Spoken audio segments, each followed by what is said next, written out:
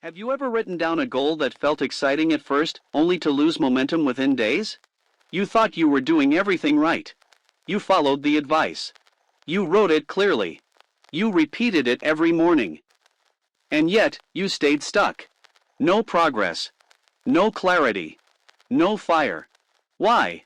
Because most people make the same mistake. A silent one. A mistake that even looks like productivity on the surface. Napoleon Hill warned about it over 100 years ago, but we still fall for it. We set the wrong kind of goals. Not wrong in the sense of being too small or too big. Not because they are unrealistic, but because they lack emotional depth. They're empty. They don't speak to the part of us that drives real action. Napoleon Hill observed this repeatedly. He spoke of men who wanted riches, power, or recognition. They wrote goals like make more money or become successful. But those goals failed to move them. Not because the goals were weak, but because the desire behind them wasn't alive. You see, the biggest mistake in goal setting is confusing the mind with the heart. We write what sounds logical, but we forget to ask, do I feel this? Do I need this? Does this shake me? Hill believed in something deeper. He didn't just talk about setting goals. He spoke of a burning desire. A hunger so real, so emotional, that it took root in your subconscious and refused to let go. He wrote, the starting point of all achievement is desire. Keep this constantly in mind. Weak desire brings weak results, just as a small fire makes a small amount of heat. If your goal doesn't ignite emotion, it won't survive resistance. That's the truth. When life gets hard, logic will crumble. But emotion real, burning desire will keep going. So let's examine what this mistake looks like in practice. You say you want to lose weight. But what you really want is to feel confident again. You want to wear the clothes you've been hiding in the back of your closet. You want to walk into a room without shrinking. You say you want to earn more. But what you truly want is freedom. To wake up without financial stress. To take your family on a vacation and not worry about bills when you get back. The mistake? Writing the surface goal and never connecting it to the emotional engine beneath it. That's what keeps you stuck. Because when you disconnect the words from your core emotions, your subconscious doesn't care. It doesn't listen. It doesn't believe you. And if your subconscious doesn't believe you, your actions will never be consistent. Napoleon Hill taught that the subconscious mind is the gateway to power. But it only listens to emotion. Not noise. Not logic. Not vague wishes. So ask yourself, when you last set a goal, did you feel it? Did you cry about it? Did it scare you, excite you, make your hands shake a little? If not, you may have made the mistake we're talking about. You didn't set a goal. You wrote a sentence. There's a difference. This part of your journey isn't about strategy. It's about truth. What do you really want? What keeps you awake at night? What would you chase even if no one clapped for you? Until you write that down, you will stay stuck. Not because you're lazy. Not because you lack discipline. But because your goal is hollow. In the next part, we'll go deeper. We'll uncover how to reconnect with your emotional core and build a goal that lives inside you like fire. But for now, I want you to sit with this question. What do you actually want? Not what sounds good. Not what looks good. But what burns. Not on paper. Inside you. Let's begin with a truth most people avoid. You can spend hours organizing your planner, downloading goal-setting apps, writing vision boards filled with neat lines and checkboxes, and still achieve nothing. Because achievement does not begin with organization. It begins with obsession. Napoleon Hill didn't say have a clear plan. He said have a definite chief aim. One single obsession. One burning focus that overpowers fear, distraction, and fatigue. When people fail at goals, it's not because they didn't set them properly. It's because they didn't want them deeply enough. We've been conditioned to think that motivation is supposed to be positive, light, inspiring. But real motivation? The kind that changes lives? It often comes from pain. From the memory of being overlooked. From the moment you couldn't pay rent. From the look in your child's eyes when you broke a promise. That's where real goals live. Not in logic. In memory. In scars. Most people avoid these places. They write goals like improve my health or build a business, because those goals are safe. They sound respectable. But they mean nothing if they're disconnected from a real emotional charge. Let's get personal. Close your eyes and imagine a version of your life where nothing changes. You stay at your current job. Your finances stay the same. Your body feels the same. Your time slips away. Now hold that vision for 10 seconds. No escape. No fantasy. Just reality. Does that hurt? Good. That pain is the beginning of clarity. The beginning of a real goal. Not the kind that sits in your notebook, but the kind that stalks your thoughts every day until you act. Napoleon Hill knew this. He wrote about men who succeeded because they refused to accept their current condition. Not because they were lucky. Not because they had resources. But because they reached a breaking point and used it. He told the story of Edwin Barnes, who didn't just wish to work with Thomas Edison. He made it his definite purpose. He didn't say I'd like to. He said I will. And he meant it so deeply that he gave up everything he had to chase it. When was the last time you wanted something that much? If your goals feel distant, lifeless, or vague, chances are they haven't passed through that emotional fire yet. So here's the shift. Stop writing goals. Start writing vows. A goal is something you try. A vow is something you become. Let's turn the earlier example into something real. Instead of I want to lose weight, write, I refuse to live one more year ashamed of my own body.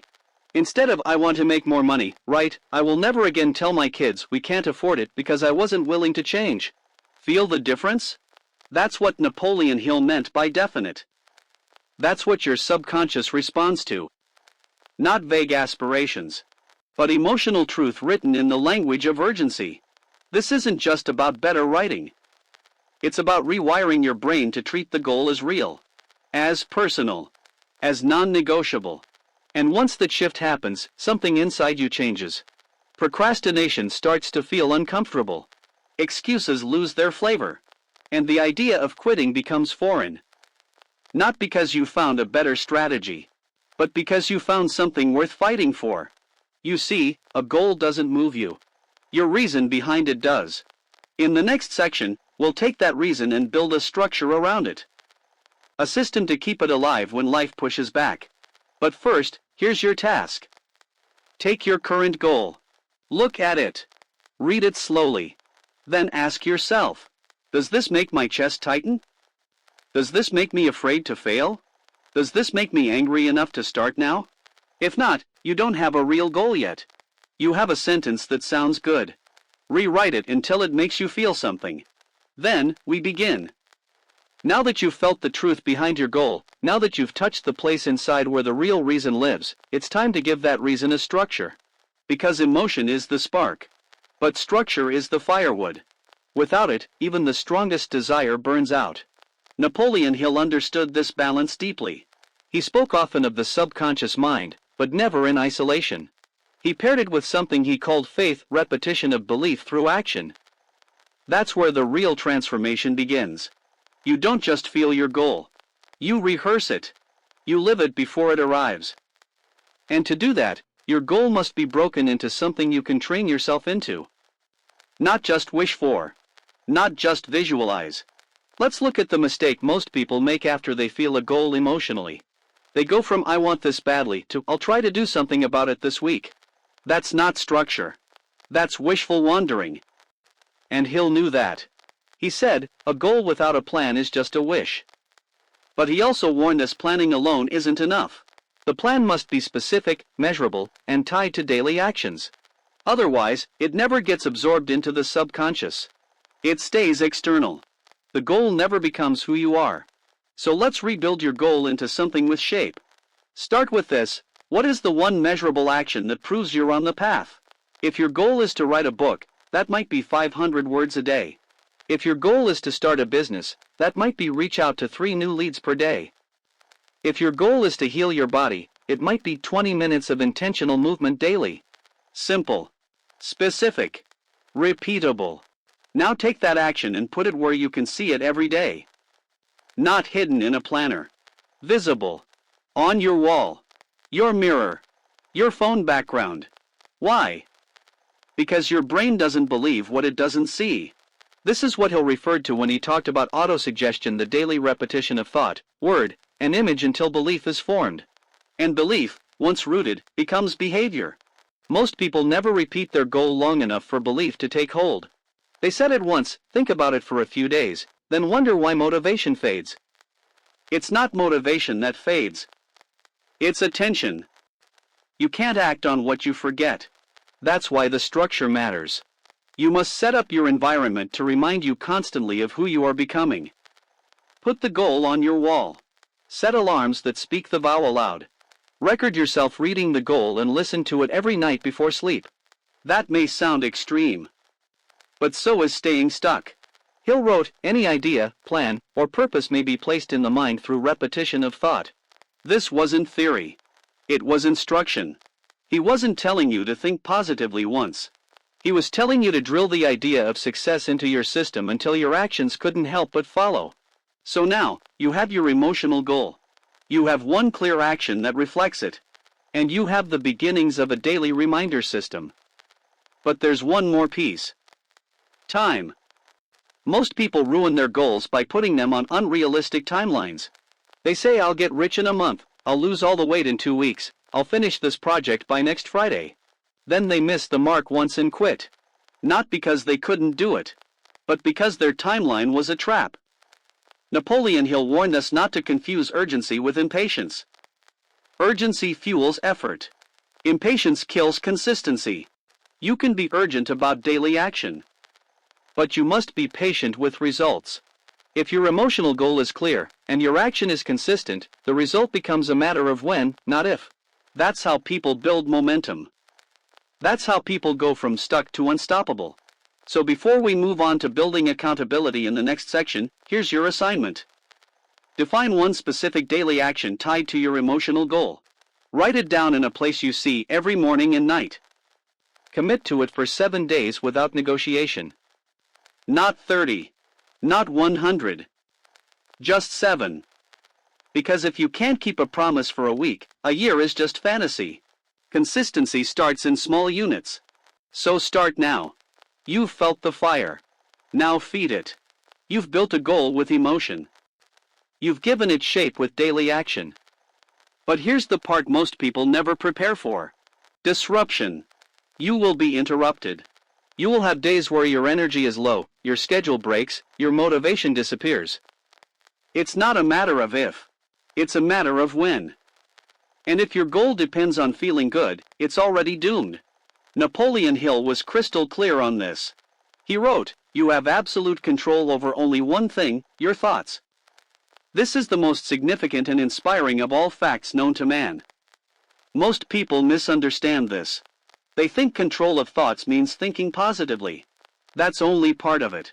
True control means that even when your emotions scream quit, you train your mind to whisper keep going. That's not affirmation. That's mental conditioning. And it only comes through repeated confrontation with your weaker self. So here's what you must understand. Failure in goal setting is not always about poor planning. It's often about poor mental preparation. Let's break that down. Imagine this, you wake up. You're tired. You had a rough night. You don't feel like doing your goal today. What happens next? Most people negotiate. They delay. They rationalize. They say, just today I'll skip. But the subconscious mind doesn't understand just today. It only sees a break in the pattern. And that break, repeated a few times, becomes a new identity. I'm the kind of person who doesn't follow through. Hill warned about this subtle shift. He called it hypnotic rhythm, the invisible pull of habit. Not just physical habit. Mental habit. If you train yourself to allow weakness, you reinforce it. If you train yourself to act regardless of emotion, you reprogram it. So what's the solution? Anticipation. You must expect emotional resistance. You must expect the voice in your head that says not today, you're too tired, it's not working anyway. And you must have a script ready. A mental reply. Something like, this is the test. This is the exact moment I'm being forged. This discomfort means the old version of me is dying. This isn't the end. This is the beginning of transformation. Repeat it like a warrior repeating his vow before battle. Because that's what it is. Every time you defeat that voice, you strengthen your inner command. You prove to yourself that you're no longer controlled by how you feel, but by who you choose to become. And that shift, that invisible moment, is where growth happens. Hill said, self-discipline begins with the mastery of your thoughts. He didn't say mastery of results or mastery of emotion. He said thoughts. Because thoughts become beliefs. Beliefs become identity. And identity becomes behavior. So if you want to stay consistent, stop trying to feel better. Start thinking better. And thinking better comes from preparation. Here's a simple method you can use starting today. Each morning, write down one sentence describing the goal you are committed to. One sentence describing how you will feel when you complete today's action. One sentence you'll say to yourself if resistance shows up. That's it. 3 sentences. Repeat them out loud. Read them before action. Use them when doubt comes. This might feel awkward at first, but over time, your mind will recognize the pattern. And when that happens, you stop relying on motivation. You start relying on self-direction. That's the secret Hill tried to teach. Success isn't just about clarity or passion. It's about the quiet moments where you do what must be done, even when no part of you feels ready. That's what separates dreamers from doers. And in the next part, we'll bring in the final missing link, accountability. The force that turns private discipline into unstoppable momentum. But before we get there, try this for 7 days. Every morning, repeat your 3 sentences. Every evening, write down whether you acted and why. Don't judge. Just observe. Because when you track your mind, you train your will. And when you train your will, you no longer get stuck. You move. No matter what. Now you've built emotional clarity. You've created daily structure. You've started training your thoughts to serve your actions. But there's one more element that determines whether your goal becomes reality or fades into another forgotten promise. Accountability. Not the shallow kind. Not "I told a friend, so now I hope I'll follow through." Not "I posted my goal online hoping someone will cheer me on." No. We're talking about real, deep, unshakable accountability. The kind that transforms you from someone who wants to succeed into someone who refuses to fail. Napoleon Hill didn't use the word accountability the way we do today. But he described it everywhere in his work. He called it the mastermind. Hill said this: no mind is complete by itself. It needs contact and association with other minds to grow and expand. He wasn't just talking about teamwork. He was talking about aligning yourself with people who won't let you stay small. Most people set goals alone. They try to transform alone. They struggle alone. And then they fail alone. Not because they are weak, but because they misunderstood how power flows. Power multiplies through connection. When you tell someone your goal, and that person expects progress from you without excuses, your psychology changes. You stop thinking like an isolated dreamer. You start thinking like someone on the hook. That shift can break cycles that years of motivation videos never could. But there's a deeper layer. The person you choose to share your goal with matters. You don't need a cheerleader. You need a mirror. Someone who reflects your words back to you without softening them. Someone who will say, "You told me this mattered. Where is your action?" Someone who doesn't care about your comfort, only your commitment. That's rare. But if you find even one person like that, your odds of success multiply. He'll explain this through his own journey. He didn't become the man behind Think and Grow Rich alone.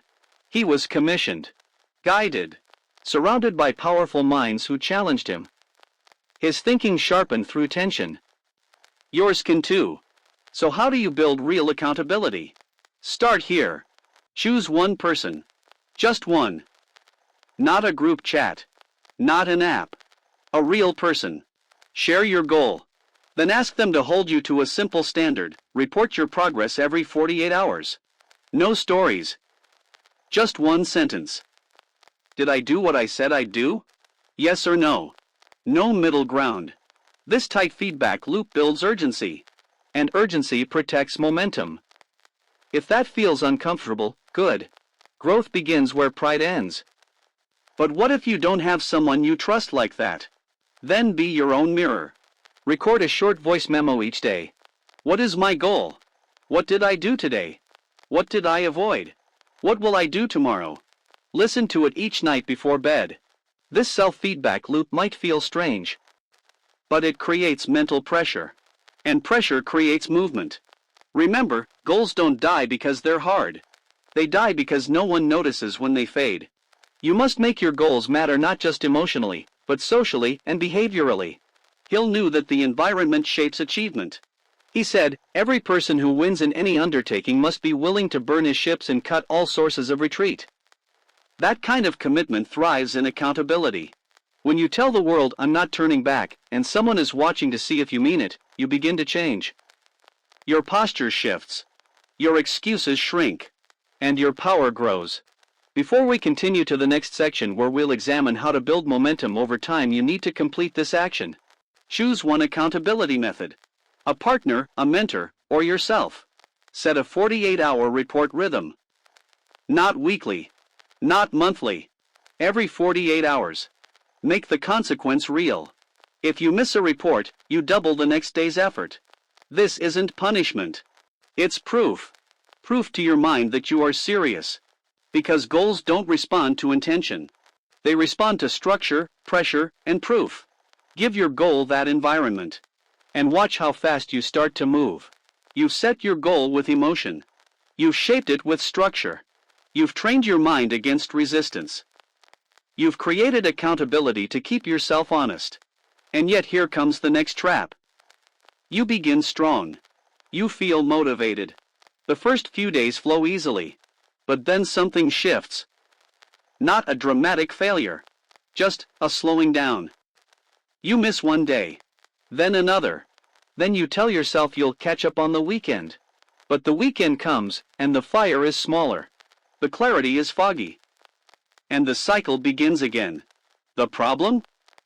You didn't lose motivation. You lost momentum. Napoleon Hill called momentum something else. He called it rhythm.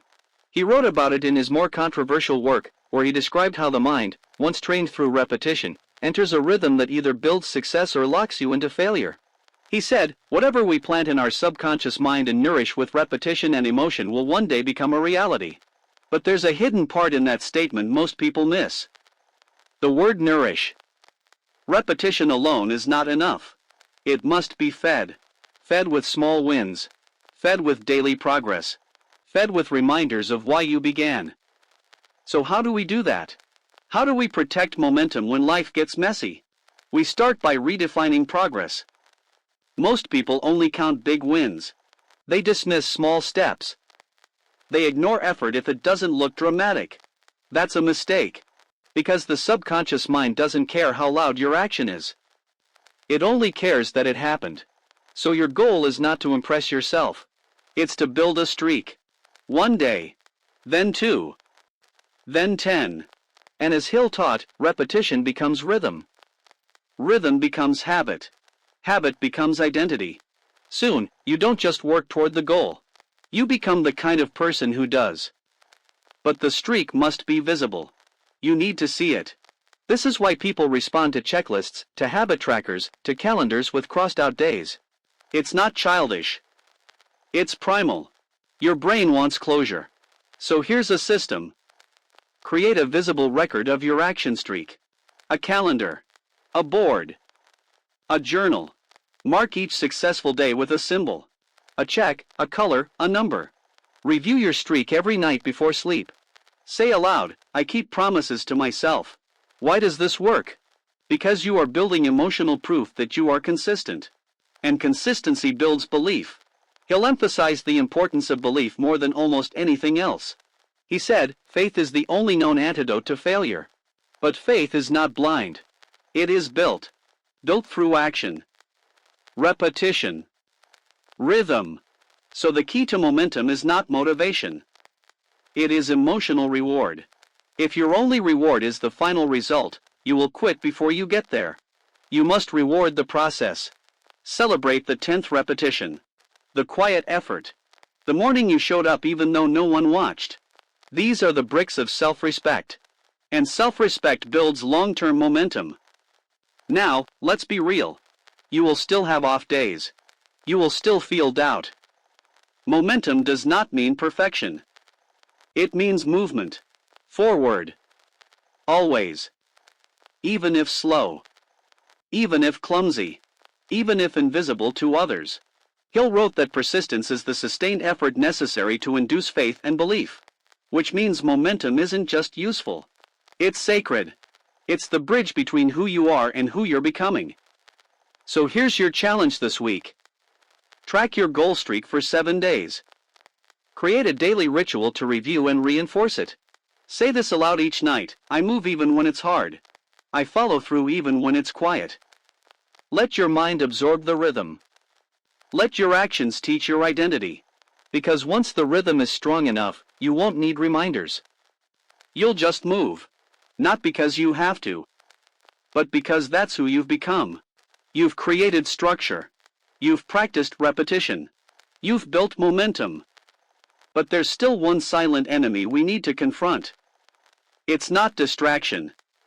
It's not laziness. It's not even fear. It's identity. Most people fail to reach their goals not because they lack systems but because deep down, they start a business, but still think like an employee. They build a fitness plan, but still see themselves as someone who struggles with discipline. They write goals for wealth, but feel guilty whenever money begins to come. That internal conflict? It always wins. Because identity is the thermostat of your life. Napoleon Hill understood this before the term identity psychology ever became popular. He didn't say act successful. He said, think of yourself as already successful. He wrote, what the mind can conceive and believe, it can achieve. The key word isn't achieve. It's believe. And belief is not formed by repeating goals alone. It is shaped by what you tell yourself you are. So let's examine the mistake. You set the goal. You do the work. But all along, your inner dialogue sounds like this. I hope this works. I've never been good at this. I'm not like those successful people. Every time you think that way, you pull the brakes on your own progress. Your actions are forward, but your identity is still behind. That split is why many people build momentum for a few weeks, then sabotage it. It's not lack of willpower. It's subconscious protection. Your identity will always fight for consistency, even if that means dragging you back to old habits. So how do we fix this? We close the gap between your actions and your identity. We do what Hill instructed. We see, speak, and script the version of ourselves who already lives the goal. Start here. Write a paragraph not about what you want but about who you are becoming. Not in the future. Now. I am a person who follows through. I am someone who keeps promises to myself. I lead my life with intention and discipline. Write it as if it's true even if you're not there yet. Why? Because your subconscious doesn't know the difference between reality and repetition. It learns through emotional reinforcement. And every time you speak this identity, you water its roots. Hill emphasized autosuggestion for this reason. He encouraged people to read their personal statements aloud every morning and night, not as a ritual, but as reprogramming. Because repetition changes how you see yourself. And once that image changes, behavior becomes effortless. Think about it. Do you have to remind a runner to train? Do you have to force a musician to practice? No. Because their identity craves it. The action flows from who they believe they are. That's the level you need to reach. Where your goals are no longer external targets but natural expressions of who you've become. So here's a new ritual. Each morning, read your goal. Read your identity statement. Take one action aligned with both. Each night, reflect on whether your behavior matched your identity. Adjust if needed. Reaffirm who you are becoming. It might feel mechanical at first, but over time, this loop becomes instinct. You stop trying to act your way into success. You start being the kind of person success sticks to. And that changes everything. Because now, even on hard days, even when results stall, you don't panic. You don't spiral. You stay steady. Why? Because you're no longer pretending. You are the thing you used to chase. Before we move into the next section where we'll talk about long-term patience and how he'll use time as an asset, I want you to ask yourself, who are you being when no one is watching? Do your private thoughts match your public goals? If not, that's the work. Fix the identity. And the outcome will follow. You've done the work. You've created emotional fuel. You've built structure. You've spoken new identity into being. And now, you've started moving. But here's the next battlefield: time. Not the lack of time. Not poor time management. But your relationship with time itself. This is where most people break down. They follow the system for a week, maybe two. They feel energized. They expect results. And when those results don't come fast enough, they lose faith. They say, it's not working. They say, maybe this isn't for me. And the worst part? They don't stop because it failed.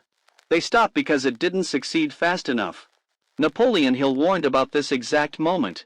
He wrote, "Patience, persistence, and perspiration make an unbeatable combination for success." He placed patience first. Because he understood something most people never learn. Success does not arrive on your timeline. It arrives when you are ready for it. Emotionally, mentally, spiritually. You cannot plant a seed today and expect a tree tomorrow. But that's what we try to do with our goals. We say we believe. But what we really mean is, I believe if it happens soon. That's not belief. That's negotiation. Hill's most powerful concept was the idea of faith through action. Doing the work even when no evidence exists yet. Moving forward even when you feel behind. He called this applied faith. Not passive. Not hopeful. Applied. So let's be clear. There will be a season where your work feels invisible. You'll wake up early, follow your plan, keep your promises, and still feel like nothing is changing. That season is sacred. It's the gym for your will. It's the forge where your future self is being formed in silence. This is where most quit. And this is where you must not. Hill believed time was not your enemy. It was your partner. Because while you are working on your goal, time is working on you. It's shaping your character, testing your emotional depth, refining your clarity. It's removing the need for shortcuts and forcing you to build something real. So how do you train patience? How do you stay steady when the results are slow? You change your reward system. You stop making the outcome your only source of pride. And instead, you learn to celebrate the invisible wins. The day you showed up even when tired. The moment you refused an excuse. The week you kept the promise even when no one noticed. Those are victories. And every one of them adds weight to your identity. Hill wrote, before success comes in any man's life, he is sure to meet with much temporary defeat, and perhaps some failure. Note that word, temporary. The defeat is not permanent. The delay is not denial. But you must stay in the game long enough to prove that. That's the core of applied faith. So here's how to practice it. Replace daily judgment with weekly reflection. Don't ask, did I succeed today? Ask, did I stay in alignment this week? Keep a silent wins journal. Every night, write down one internal win. Not about money. Not about praise. About effort. Consistency. Focus. Read this statement every morning. I am growing roots others cannot see. My time will come. Why does this work? Because your brain follows the loudest pattern. And if your thoughts keep saying it's not happening, you'll begin to believe you're wasting time. But if your thoughts say it's building beneath the surface, your belief grows stronger even in silence. That is patience with power. That is persistence with purpose. And that is how long-term goals are won, not through constant results, but through constant alignment. So today, pause. Step back. Ask yourself, am I expecting a harvest from a seed I've only just planted? If so, breathe. And keep watering. Because in the next part, we'll explore what he'll believe to be the greatest multiplier of all decision. How those who decide quickly and firmly always rise above those who hesitate. But first, anchor yourself here. Patience is not passive. It is the proof of how much you believe in what you've planted. Wait well. And while you wait, grow stronger. Patience is power. But patience without decision is paralysis. This is the next turning point in your journey. Because some people wait with intention. Others wait because they are afraid to decide. And indecision, more than any external force, is what stops progress cold. Napoleon Hill saw this over and over. In his research of hundreds of the world's most successful people, one pattern came up again and again. They made decisions quickly. And they changed their minds slowly. That wasn't coincidence. It was discipline. Hill wrote, people who fail to accumulate money, without exception, have the habit of reaching decisions, if at all, very slowly, and of changing these decisions quickly and often. Think about that. How many times have you hesitated on a clear path? You knew what to do. You even felt it was right. But then, you paused. You asked one more person. You watched one more video. You made one more list. And by the time you came back to the choice, it was gone. Not because someone took it from you, but because hesitation let it fade. This is how goals die, not through failure, but through delay. Indecision is quiet. It doesn't feel like quitting. But it is. It's quitting in slow motion. It's a silent rejection of your own vision. And the more often you delay a decision, the weaker your inner command becomes. You start doubting yourself even in small things. You start needing permission for every move. And soon, your mind no longer trusts your voice. So what's the solution? Start making decisions like they matter. Even the small ones. Especially the small ones. Because each one is a vote for your identity. When you decide quickly, with clarity, you send a message to your subconscious. I am in charge. I trust myself. I move forward. And that message rewires how you respond to obstacles. Hill didn't say decisions had to be perfect. He said they had to be definite. The difference? A perfect decision waits for every piece of information. A definite decision uses what you know now and commits. So let's apply this. Go back to your goal. Ask yourself, what have I been avoiding deciding? Where have I been stalling out of fear? What small step am I waiting to feel more confident about? Now pick one thing. And decide. Not tomorrow. Not after you feel better. Now. Do you contact that mentor? Do you launch that first video? Do you invest in that program? Decide. Even if the decision leads to imperfection, it's forward. And forward always beats stuck. But to make this real, we need practice. So here's a drill Napoleon Hill would approve of. Every day, write down 3 decisions you made today, big or small. What to focus on. What to say no to. What to act on. Review the list each evening. Ask, did I choose with clarity? Or with hesitation? If you hesitated, do it again tomorrow faster. This trains your response system. Soon, you stop waiting for motivation to decide. You just decide. And action becomes your natural rhythm. Because here's what Hill taught us. Decisions made with clarity move you further in 10 minutes than hesitation does in 10 days. And that truth is powerful. But only if you use it. So if you're watching this, and you've been stuck, ask yourself one final question. Is it clarity you're lacking? Or is it courage? In the next section, we'll build on this courage. We'll go into how Hill used imagination, not fantasy, but focused imagination as the secret tool for unlocking unseen paths. But before we do, give yourself this one gift. Make the decision you've been postponing. Then stand behind it. Because once you move with power, your goal begins to move too. You've made a decision. You've stepped forward. But now comes a different kind of challenge. Not external. Not physical. Mental. What happens when you've done all the right things, but the path ahead still isn't clear? You've taken action. You've committed. You've stayed consistent. But the results still seem uncertain. This is where most people fall into one of 2 traps. They either give up because they think the path has ended, or they repeat the same actions over and over, hoping the outcome will somehow change. Napoleon Hill offered a third path. He called it creative imagination. Not fantasy. Not daydreaming.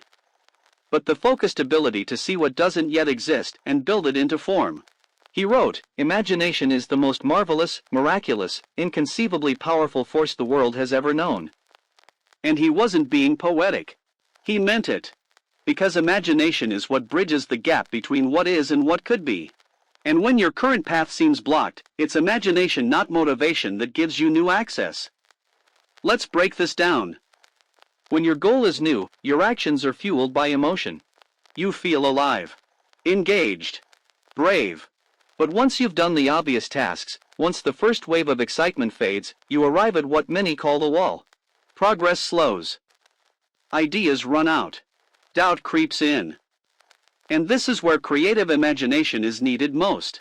Hill taught that there are two kinds of imagination. Synthetic imagination. This rearranges old ideas into new combinations.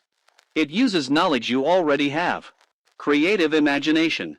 This is the faculty that reaches beyond logic. It taps into intuition, desire, and higher awareness. Most people never engage the second. They only operate from what they've been told, what they've seen work for others, what feels familiar. But big goals require unfamiliar thinking. They demand new visions. And this doesn't come from books alone. It comes from stillness, from asking new questions, from daring to picture a version of yourself that your past cannot explain. Let's make this practical. Take a moment right now. Close your eyes and imagine your goal already complete. Not just the outcome, but the version of you who made it happen. How do you walk? How do you speak? What do your days look like? What do you now know that you didn't know before? This version of you exists in potential, and creative imagination is the key to accessing it. Napoleon Hill said, "Ideas are the beginning points of all fortunes." But those ideas do not arrive unless they are invited. And imagination is the invitation. So how do we train this? Not through more information. Through deliberate imagining. Here's a daily practice you can begin tonight. Before bed, spend 5 minutes in silence. Visualize your goal as already real. See it, hear it, feel it. Ask yourself, what action would this future version of me take tomorrow? Write that action down and do it the next day. This is not pretend. This is programming. Because the subconscious mind responds best to vivid imagery combined with repetition and emotion. That's why Hill placed imagination so high in his hierarchy of achievement. He knew that even the best plan grows stale unless it is refreshed by new vision. Your life is not built from the past.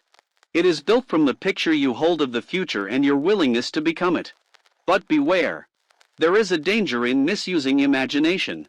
Some use it to escape. To indulge in fantasies of success without doing the work. That is not creation. That is sedation. Real imagination must be followed by real movement.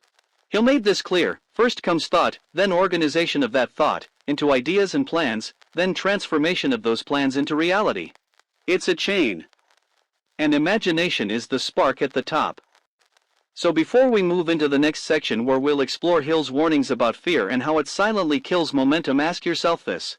Have I been using my imagination to expand possibility? Or to avoid responsibility? The answer to that question may be the difference between being stuck and being ready. Because when you imagine with purpose, new doors appear. And when you walk through them aligned, ready, awake, your goal no longer feels far. It feels like a memory waiting to happen. By now, you've traveled far. You've shaped a goal with emotion. You've structured it with action. You've trained your mind, tracked your identity, and activated imagination. But there is still one invisible wall that keeps more people stuck than anything else we've discussed. Fear. Not the loud kind that screams in the dark. The quiet kind that wears disguises. Fear of being judged. Fear of starting too late. Fear of success, yes, even that. Fear is the most clever enemy of progress. It never says, "You can't do this." That would be too obvious. Instead, it says, "Let's wait until you're more prepared. Maybe next month is a better time. Others are doing it better. What makes you think you can?" Napoleon Hill studied fear more closely than most personal development thinkers of his time. He identified 6 basic fears that control the majority of people's actions. Fear of poverty. Fear of criticism. Fear of ill health. Fear of loss of love. fear of old age, fear of death. But he made something else very clear. Most fears are not real. They are habits. Thought patterns that loop silently in the background of your mind until they become your default. Hill wrote, "Fear is a state of mind, and it is subject to control and direction." That statement is radical, because it means fear is not something you wait to overcome. It is something you interrupt. It is something you rewrite. Let's talk about how. Most people try to overcome fear by ignoring it. They push it down. They repeat affirmations. They try to look confident. But underneath, the fear grows stronger. Why? Because avoidance is a kind of attention. Every time you avoid the thing that scares you, you confirm that it's dangerous. And the subconscious mind believes you. So the only way to shrink fear is to face it, to expose it, to bring it into the light and give it a name. Let's make this practical. Right now, take a deep breath and ask yourself, what part of my goal scares me the most? Is it visibility? Responsibility? What if people think you're arrogant? What if it actually works and your life has to change? Write down your fear in one clear sentence. Then write the answer to this question: what is the worst-case scenario if that fear comes true? Not the emotional version. The literal version. Most of the time, you'll see it's manageable. Sometimes, it's even laughable. And when you see it written down, something shifts. The fear loses weight. This is what Hill meant when he said, fear kills more people than death. Because fear stops people from ever living fully in the first place. But there's another level to this. Fear doesn't always show up as hesitation. Sometimes, it shows up as overplanning. Overlearning. Never launching. You might call it perfectionism. But at its core, it's fear dressed in strategy. So how do you escape this loop? You don't wait to feel fearless. You act in spite of fear. You turn the fear itself into a trigger for movement. You say, if I'm afraid to do this, that means I must. And then you take the smallest possible action in that direction. Not a leap. Just a step. Every day, one step into fear. Because with each step, you shrink its control. Hill taught this in his own life. He wrote about his early struggles with self-doubt and hesitation. But he chose to keep moving before he felt ready. And that movement made him ready. So now, it's your turn. Here's your task. Write down your top fear related to your goal. Break it down. What would actually happen if it came true?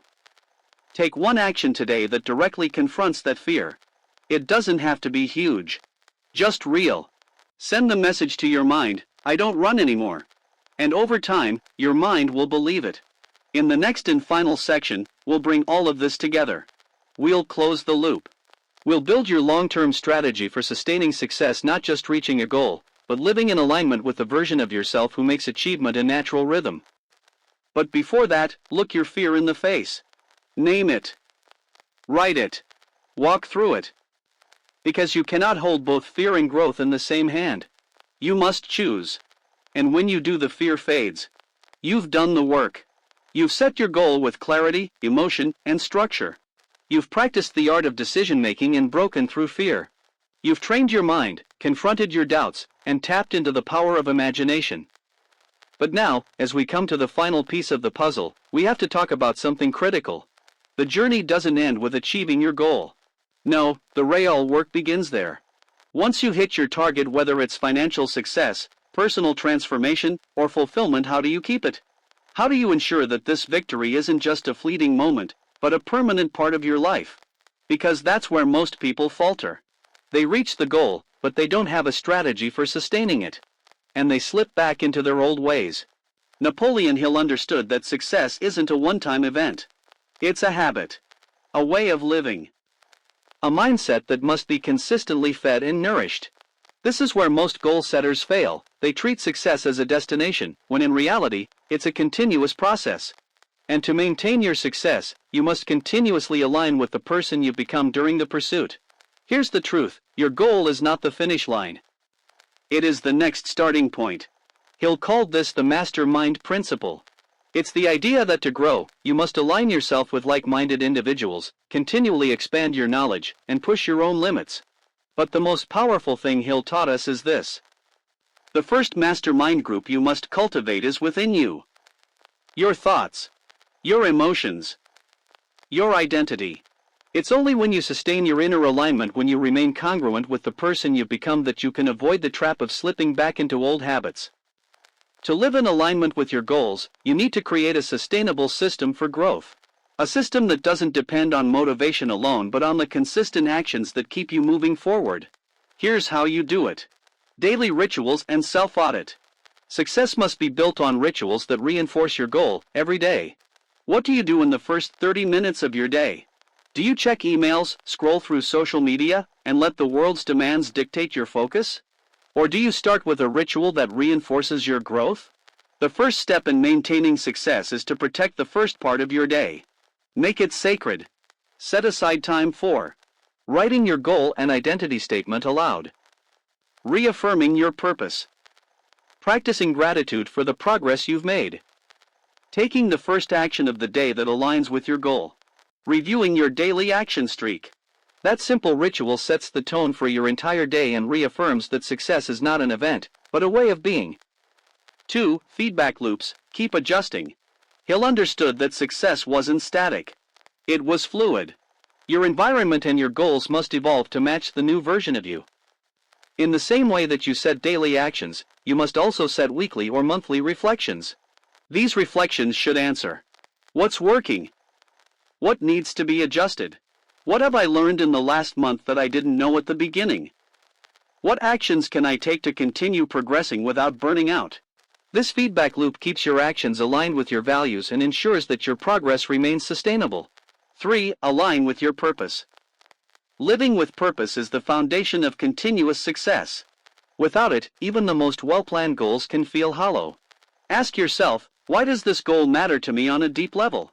If you no longer feel the same fire or emotion behind your goal, it's time to reassess. Have you become disconnected from the deeper purpose behind it? If so, reconnect. Bring back the emotional charge. Feel the weight of your purpose. And if your goal no longer aligns with your values or your evolving vision, it's okay to pivot. Hill didn't believe in rigid plans. He believed in adaptation. But you must stay aligned with your core purpose, otherwise, the desire for growth fades. 4. Master the art of patience and consistency. Patience is not just about waiting. It's about trusting the process even when the results are not immediate. Napoleon Hill knew this better than anyone. He spent over 20 years studying the principles of success before publishing Think and Grow Rich. He didn't rush his own journey, and he didn't expect others to rush theirs. You must learn the art of patience and consistency. The key is not about pushing for rapid results. The key is about staying consistent with your action, even when the results are slow. Here's the truth: true success is not about winning once. It's about staying in the game long enough for your momentum to grow. And as Hill said, the secret to success is to start from where you are with what you have. Now that you have the tools, emotion, structure, decision, imagination, and patience, you have the ability to continuously rebuild your life. The goal is no longer the destination. It's the lifestyle. Every step, every choice, every action is a part of who you are becoming. You are no longer chasing success. You are living it. And as you live it, others will start to notice. Your results will speak for themselves. And soon, you won't have to remind yourself of your goals. They will become who you are. So, let's recap the principles that will help you keep moving forward. Keep your emotional fire burning by reconnecting with your core desire. Structure your actions so they are clear, measurable, and consistent. Decide quickly and firmly without hesitation. Train your imagination to visualize new possibilities. Confront your fears head-on and turn them into your greatest teachers. Align your identity with the person you're becoming. Practice patience. Results take time, but consistency compounds. Now, go back to your goal.